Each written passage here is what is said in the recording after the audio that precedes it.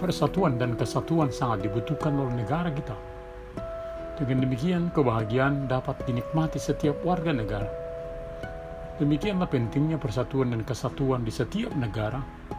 Maka hal ini harus diupayakan dengan sebaik-baiknya, sehingga terhindar dari berbagai persoalan.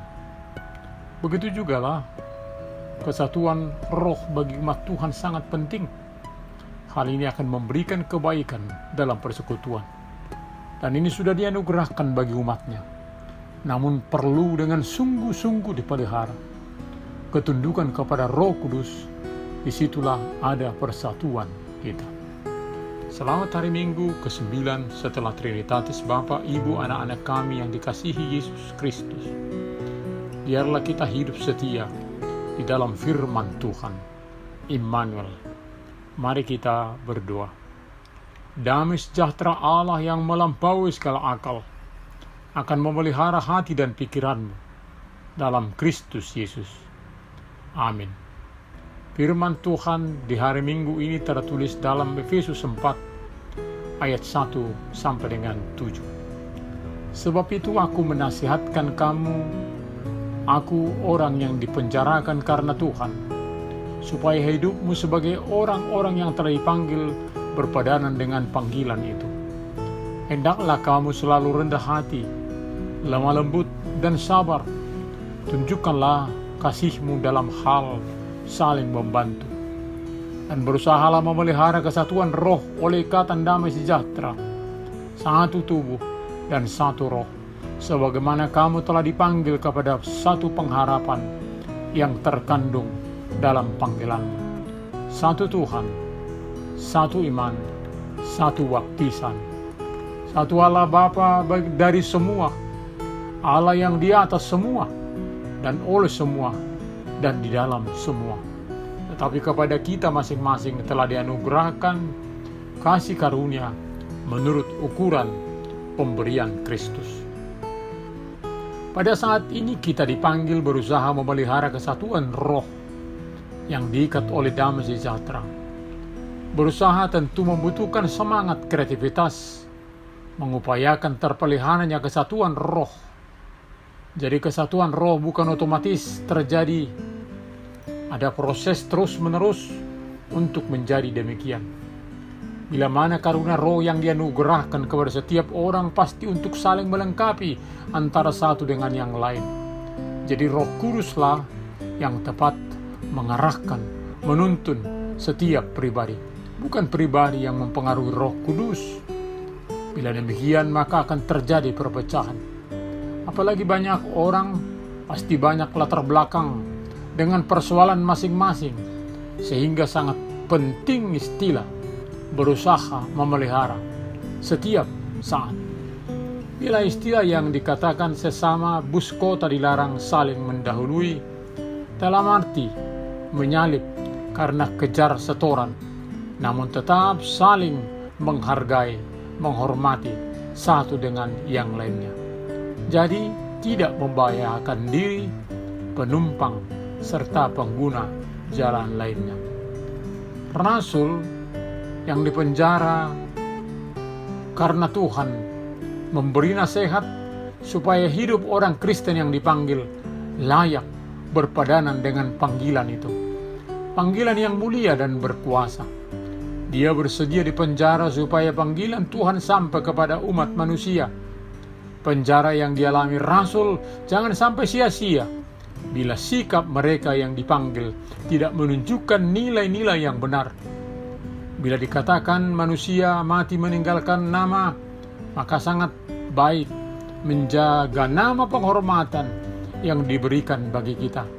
Dipanggil menjadi pengikut Yesus, tentu akan hidup sebagaimana kehendak yang memanggil, setia dan taat hidup dalam firman-Nya, semakin serupa dengan Kristus.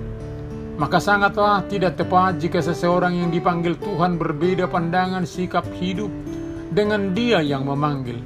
Sikap kita yang dipanggil akan selalu rendah hati, yakni menganggap orang lain lebih penting dari dirinya, sekaligus dengan lemah lembut, yakni kekuatan yang dapat dikendalikan, dan sabar, yakni tidak mudah marah, menunjukkan kasih dalam hal saling membantu, yakni menanggung kesalahan orang lain dengan mengampuni, sebab kasih menutupi segala sesuatu. Lalu dalam kepelbagian kita boleh dipersatukan dalam Kristus. Maka oleh iman percaya kepelbagaian itu tidak menghalangi kebersamaan. Berusaha sekuat-kuatnya memelihara kesatuan roh yang sudah dianugerahkan Allah bagi kita oleh ikatan damai sejahtera. Jadi kesatuan itu sudah dianugerahkan bagi kita, tinggal kemauan kita memelihara kesatuan tersebut. Satu tubuh dan satu roh, sebagaimana telah dipanggil kepada satu pengharapan yang terkandung dalam panggilan, kemudian satu Tuhan, satu iman, satu baptisan, serta satu Allah dan Bapa dari semua, Allah yang di atas semua, dan oleh semua, dan di dalam semua. Kepada kita masing-masing telah bersatu dianugerahkan kasih karunia menurut ukuran pemberian Kristus. Jadi apapun yang diberikan bagi kita adalah untuk disyukuri, bukan untuk dibanding-bandingkan dengan pemberian bagi orang lain.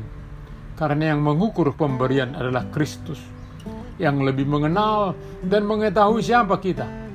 Maka bersatu bukan berarti harus sama di dalam berbagai hal.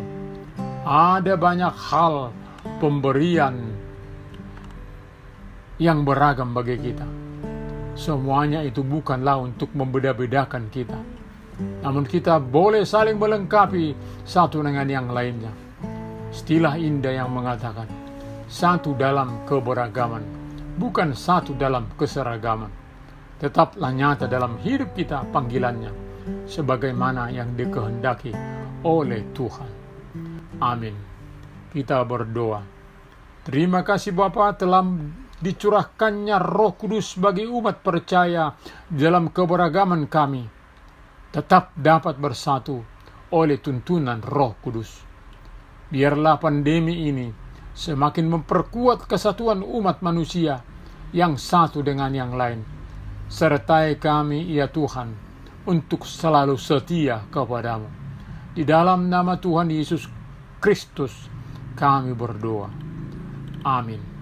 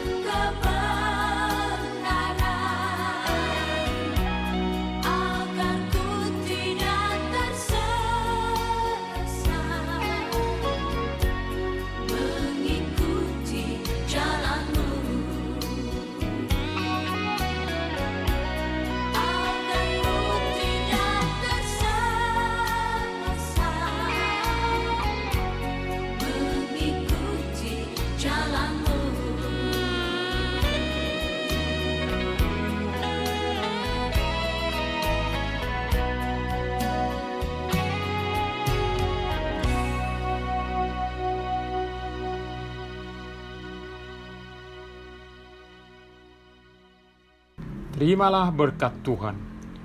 Tuhan memberkati engkau dan melindungi engkau. Tuhan menyinari engkau dengan wajah-Nya dan memberi engkau kasih karunia. Tuhan menghadapkan wajah-Nya kepadamu dan memberi engkau damai sejahtera. Amin.